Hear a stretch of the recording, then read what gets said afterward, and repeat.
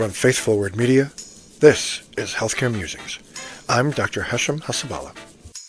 Okay, so we're going to talk about metabolic acidosis.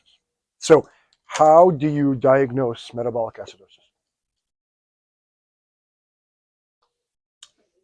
ABG, that's how you diagnose acidosis. But how do you know it's metabolic or respiratory? Like what is the definition of acidosis? How do you diagnose acidosis? Low pH, but bicarb, correct. It's a decrease in the serum bicarb. That's acidosis. Now, why bicarb? Why bicarb? It's a base, and it's the primary buffer of the body, which is why we measure it, right? We measure it because that's the primary buffer of the body. And so when you have a decrease in bicarbonate, that means it's being consumed by acid, and it goes down, and then that's how you diagnose acidosis. Okay, so there's two. How many are there? Are there multiple types of acidosis, or yes? So how many types of acidosis are there? There's two. There's just respiratory and metabolic. Right. So we're going to focus on metabolic. So when you have somebody coming with a low bicarb, already you know they have an acidosis. Whether or not if the pH is normal, they still have an acidosis because the bicarb is low. Okay, so you look at that, they have a metabolic acidosis irregardless of the pH, because we'll talk about that. Why? So you look at the bicarb, and then now you have a low bicarb, you have a metabolic acidosis. So then there's two main kinds of metabolic acidosis. There's a high anion gap metabolic acidosis and a normal anion gap metabolic acidosis. So the anion gap, which is the difference between the sum of the chloride and bicarbonate minus taken and subtracted from the serum sodium. That's if I remember correctly, that's the anion gap. I used to know how to calculate it. Now it's just on the lab. I think the anion gap is the sum is sodium minus the chloride and the bicarb, if I'm not mistaken. Okay. I could be wrong, but now the lab just measures it for us. But before, I used to have to know how to calculate it. But the lab will measure for you. So if you have a high anion gap metabolic acidosis, there are certain causes of a high metabolic acidosis. It used to be mud piles, and now it's GOLDMARK. GOLDMARK is an acronym that'll give you all the causes of a high anion gap metabolic acidosis. GOLDMARK. G. So G is glycol, ethylene glycol, antifreeze toxicity, that kind of thing. O is oxazolamine. I've never seen that before. L is lactic acidosis. L-lactic acidosis. D is D-lactic acidosis, which you see with metformin. Okay. M is methanol. A is aspirin. K is ketosis. Okay. So those are the main causes of a high anion gap metabolic acidosis, like DKA. R is renal failure. Also, renal failure. So renal failure, DKA, toxic alcohol ingestion, like methanol toxicity, ethylene glycol toxicity, alcohol intoxication. All of those things cause a high anion gap metabolic acidosis. So already, when you see that the bicarb is low and the anion gap is high, now you know, okay, there's all these things. Could be DKA, renal failure, a combination, whatever. Okay. Now, sometimes you can get it. So they come in, the anion gap is high. It's very common with DK. The bicarb is 10. The anion gap is 22, right? You get a VBG and the pH is 7.3. What? How can that be? How can that be that the bicarb is low, but then you have a pH of 7.3 or 7.4? Well, you're not really compensating, but you have something else happened. So for example, someone's been having tons of diarrhea. Okay, tons of vomiting, not diarrhea, vomiting because of the DKA, so they lose all that acid in the stomach. The DKA kicks in, so the bicarb goes down, and so but because they've lost so much acid in their stomach, their pH is normal. That's how that happens. Or the other thing, you can have a bicarb of 15, not terribly low, and their pH is 6.7. Whoa, what's happening? So the way you can look at that is you do what is called the delta, what I'll call the delta gap. So you look at the anion gap, and then the way there's a whole thing about the strong anion difference. It's so complicated. They make it so complicated, even though it's physiologically correct. The way I look at it is I look at the anion gap. Okay, so if the anion gap is 28, for example, that's a change from the delta, which is change from the normal anion gap of 12. Then a normal, quote unquote, I'm doing air quotes, a normal anion gap of 12, I say, okay, that's a delta of 16 from the normal of 12. I take that 16 and I add it back to the bicarb. So let's say the bicarb is, say, 10, and the anion gap is 28. I add the 16 back to the 10. The corrected bicarb is 26, is normal. That means this is a pure metabolic acidosis. The other thing is if you get a delta gap of 16 and you add it to the bicarb and it only goes up to 15, so the bicarb comes in at 5, or the bicarb comes in at 3, and then the corrected bicarb is 19, that means they have an underlying acidosis to begin with, and then they developed an acute metabolic acidosis on top of their non-gap acidosis. So the delta gap will tell you, is there more than one acid-base disorder or not? So there was a patient I saw with a bicarbonate of 40, which is high, with an anion gap. What? That patient was morbidly obese with a chronic hypercapnic respiratory failure that caused a compensatory metabolic alkalosis, who developed decay. So that patient has how many base disorders? Chronic respiratory acidosis, a compensatory metabolic alkalosis, with a new onset anion gap metabolic acidosis from decay. 3 acid-base disorders. So she came in with a bicarb of 40 with an anion gap. We were like, what? This doesn't make any sense. But that patient's baseline bicarb is actually 55. From the chronic, we're not talking about respiratory acidosis and chronic and compensation, but I'm saying the real world can have multiple acid-base disorders at one time.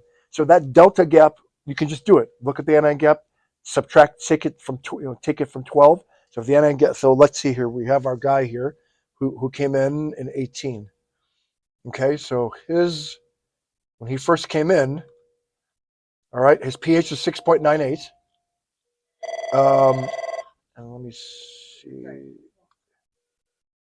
His CO2 is 5, and the anion gap is 22. The delta gap is 10,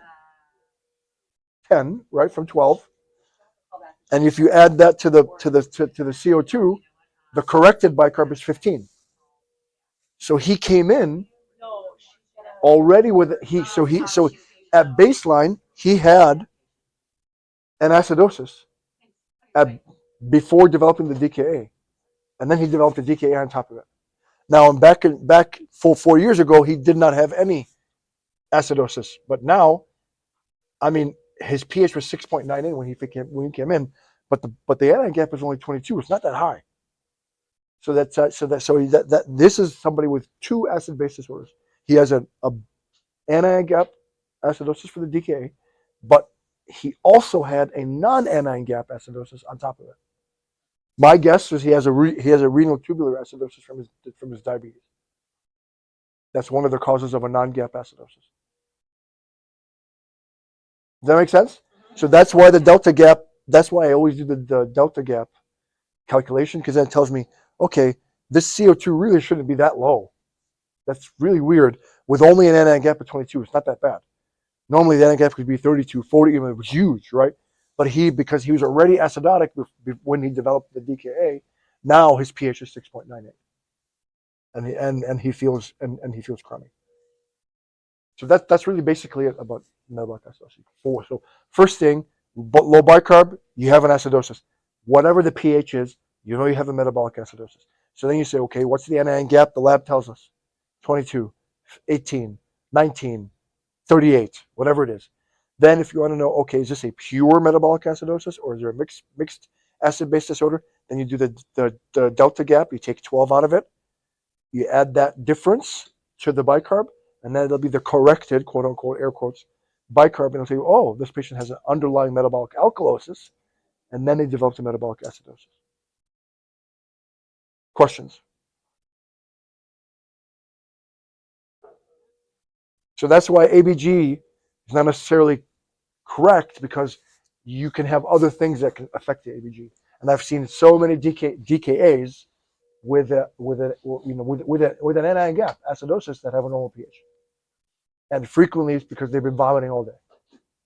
So the vomiting causes a metabolic alkalosis, right? Because you're vomiting all that acid, so you have a metabolic. You lose all that hydrogen, so your bicarb goes up. Okay, and so it's very common that they're vomiting. Because they have DKA, then they're in DKA. They have an anion gap like 28, but the pH is normal, and they're like, how come? Because they've been vomiting, so they have a metabolic alkalosis on top of a anion gap metabolic acidosis. Patients with DKA, they look frightening. They look scary, right? Because they're breathing so deep, and that's good. You want them to do that. You do not want to stop that.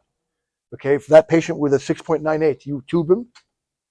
Now you stop the respiratory compensation. You stop the respiratory compensation, and then they arrest. Because that pH of 6.98 goes to 6.6. And then you go into PEA. So that's good. That scary Kussmaul's breathing that looks frightening is exactly what's saving that person's life. Right? Look, they always do venous ABGs, but the PCO2 was 18 when he came in. It's low. I bet you the ABG, if they did an ABG, the PCO2 would be 12, 15. I would not stop them breathing. Now, the only time I would think about intubating somebody with DKA is if they're obtunded and they cannot maintain a patent airway.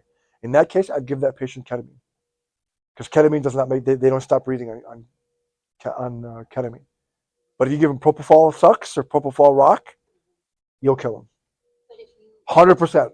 And I've seen it before. Gave them ketamine and intubated them. Would you just let them breathe on their own? 100%. 100%. Exact. Yes. If they want to breathe 40 times a minute, yes. Good. So you're just gonna have the tube there. 100. Yeah, because they're protecting their airway. But I'm letting they need to breathe fast. They need to breathe. They need to get out the CO2. But if somebody comes in and that's why my top 5 rules in the ICU are: don't panic, don't panic, don't panic, don't panic. When you come and they see you, if you know the physiology, oh, okay, they're like that because they're so acidotic from the DKA, and they probably have a lactic acidosis on top of it because they're so dehydrated. Let them do that. It looks scary, but that is saving their life. Give them the insulin, give them the fluids, and that magically the breathing will get better. But if you rush in to intubate that person because they look like they're breathing so bad and you don't understand the physiology, that's where you kill people. Because again, you terminate the respiratory compensation, and the pH that was 6.9 or 6.8 goes down to 6.6. The heart can't handle it. Then they give them propofol on top of that, which is cardiotoxic. Heart's like, I'm done. And I go, you're going to PEA. Why? That's when you panic. That's why the top 5 rules of the ICU is don't panic. For me, don't panic. Calm, relax, understand what's happening, and treat the underlying cause, and the breathing will magically improve. They look very frightening when they first come in. Relax. Same thing with aspirin toxicity. When someone overdoses on aspirin, it's the same thing. They have a metabolic acidosis, and they're breathing fast to compensate. They can breathe. I saw a patient who breathed the PCO2 down to 0. Like literally the PCO2 was 0. That's how much they're breathing. Good, great. I want them to breathe like that. I do not want them to stop breathing. Now, the only thing I would intubate is if, like, literally they're become so obtunded, which sometimes you can have in DK. They're so obtunded that they can't maintain a patent airway. But other than that, more than that, they're talking. They're just, I can't breathe. Yeah, yep. It's because you're DK. Relax, calm. We will make you feel better in a few hours, and they do when the acidosis goes away, and then they have no reason to breathe like that. So, clinician panic kills people. You gotta calm, you gotta relax, and you gotta use you understand the physiology, so that we can treat people. So, relax with DK. It's one of the easiest critical illnesses to treat. Though there are bad ones with cerebral edema, and but thank God we haven't had that in a very, very, very long time. Questions? Does that make sense? That makes very, just break it down, and just know that whatever the pH is, you have a low bicarb, they have an acidosis from whatever reason, not GAP, non-GAP, and then cool, y'all. Awesome. Thank you for listening. Sign up at healthcaremusings.com to get every episode delivered directly to your email. And please don't forget to leave a 5-star review. Thank you so much.